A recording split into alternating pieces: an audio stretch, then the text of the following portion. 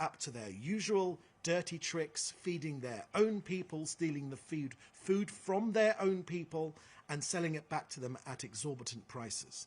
Now, you mentioned the World Food Programme. Very often it is the case that different agencies operating in Gaza don't know what other agencies are doing.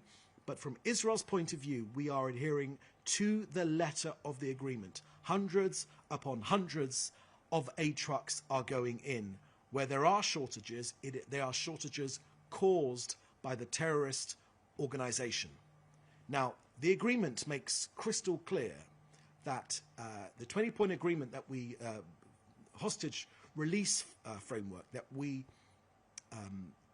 agreed to with the interlocutors, with our US partners, they said very, very clearly that Gaza must be de-radicalized and disarmed. That means there will be no more Hamas in Gaza.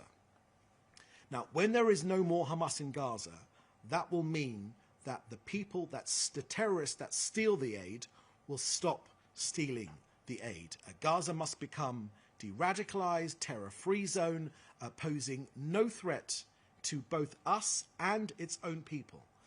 And the issue with aid is most certainly with Hamas, who are stealing the aid. That's the answer to that question. Next question I can see here is from David Clement from the News Forum.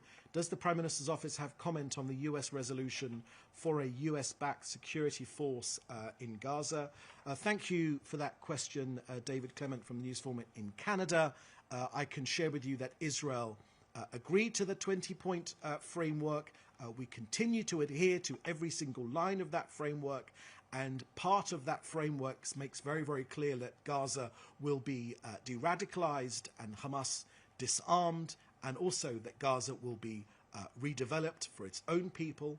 Of course, Hamas are not keeping to the key point of all of our hostages being returned. There remain 8 of our hostages which should have been returned and have not been returned yet. Israel has adhered to every single part of this agreement. To the army withdrawal, we did conduct a withdrawal to the precise lines that were agreed, and that continues to be the case today. Hamas are breaking the deal. They are attacking our forces as they have done over the past few days, and within this agreement it makes very clear that we have the right to defend our soldiers, which is precisely what we are doing. And of course, when it comes to the future of Gaza, the agreement makes clear that the future of Gaza, the governance will shift from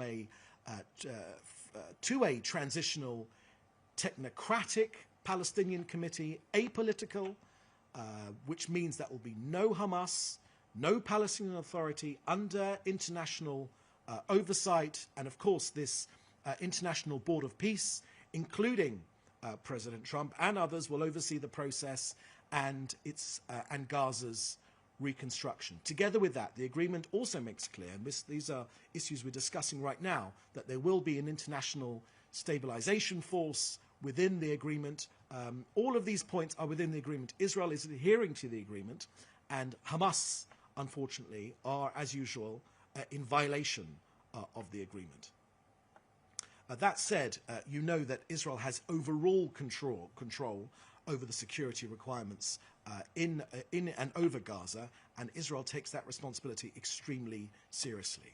October the 7th happened 2 years ago. We will not let that happen again. Our eyes are wide open when it comes to the threats to Israel and its people.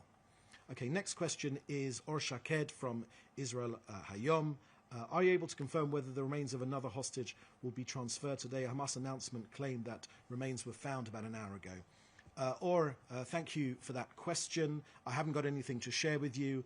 Just to reiterate the point that our intelligence services know, and the Prime Minister has made this crystal clear, Hamas know precisely where our hostages are. They know precisely where they are. So this game which they're playing, which they were exposed to the other day when they played this grotesque game of burying the remains of a hostage and then uncovering, using a digger, uncovering the remains of that hostage, this appalling game which they played last week. They've been exposed. Hamas are cheating President Trump. They are cheating the American people.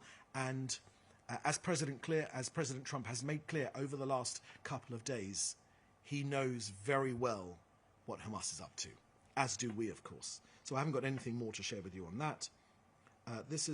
Next question is from Bashar from Viore News Agency. Is Israel going to attack southern Lebanon? Thank you for that question, Bashar. There is a ceasefire agreement currently in place with Lebanon. There have been positive moves from the government of Lebanon to exert control over its own territory.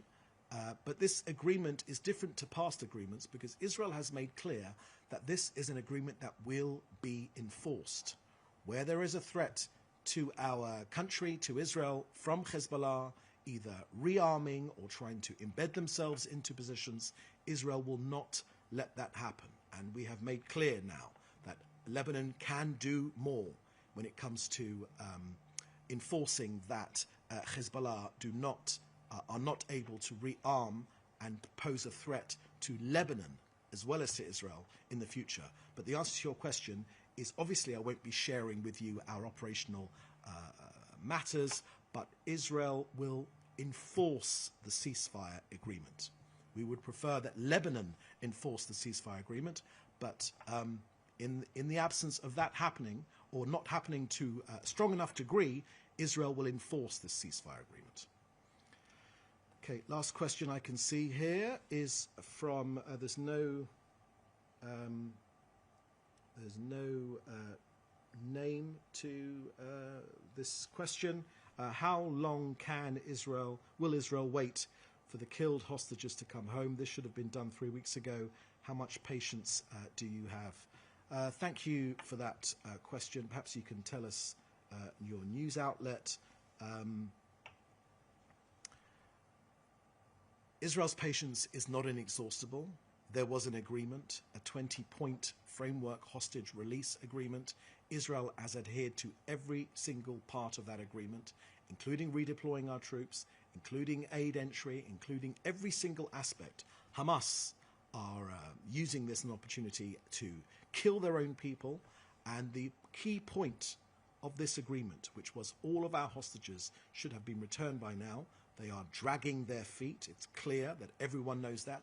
The Americans know that Hamas is cheating them. Hamas agreed to this agreement.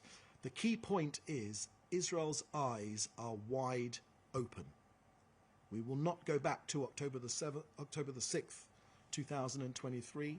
We know what Hamas is. We know what their jihadi ideology is. We know that they will attack us again because that is what their jihadi ideology dictates that they do. And we will defend ourselves. Make no mistake, we will defend ourselves. Hamas must release the last remaining hostages. Israel has been clear about that, and the US has been clear about that. Okay, that's the last question we've got. So thank you for joining us. We'll have another briefing again this time tomorrow. In the meantime, please do stay safe, and we'll see you next time. Thank you very much. Bye-bye.